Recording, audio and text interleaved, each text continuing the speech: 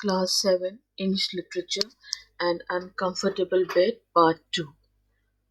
Children, it's true that the narrator he does not object to them because he tells us that his friends objects to their joking and making merry, because he tells that his friends are fond of joking, as all friends are usually, and he is also very fond of his friends, the kind of people they are, meaning he's fond of lively people, people playing pranks and joking like his friends.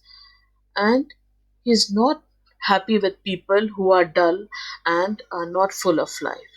But very early in the story, in fact, upon the arrival of the narrator, uh, we discover that he's immediately distrustful of his friends' welcome. The way they welcomed him, it seemed to him that they were overdoing everything. The group of friends, they were engaged in laughing and making merry all the time, and all the while the narrator is waiting for the other shoe to drop. He is waiting for something bad to happen. Look out, old ferret. Old ferret, this is this he's addressing to himself. A ferret is a small cat-like animal which hunts rabbits by entering their burrows. So he's addressing himself as an old ferret, and at last dinner has arrived, and still the narrator is suspicious about his friends because they were joking and making merry all the time. They were laughing too loudly, which was not required at that point of time. And according to him, his friends are definitely up to something. They're about to play a prank or a practical joke at any moment.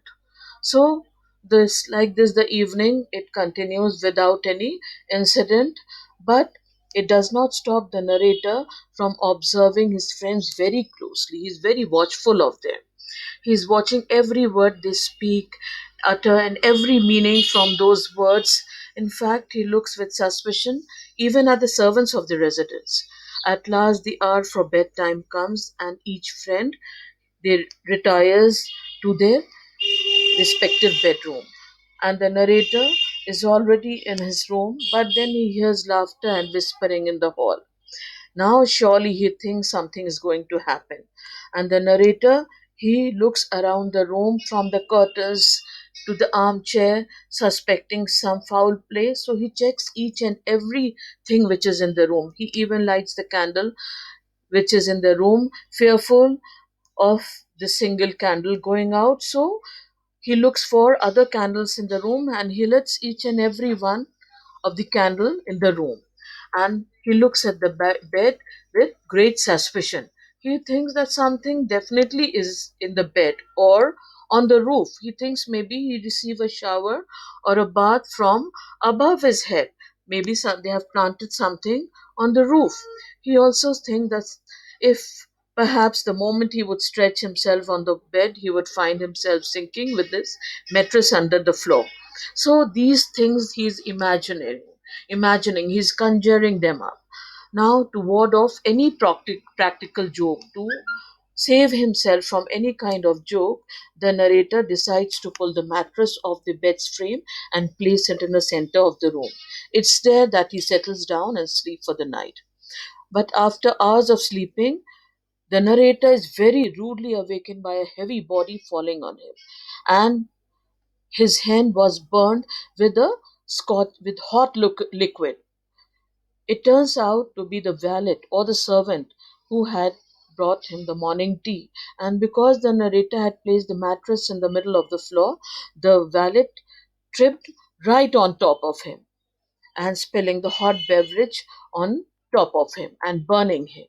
So, children, for all the precautions the narrator had taken to avoid any untoward joke being played on him by his friends, he had landed into the very situation he was trying to avoid.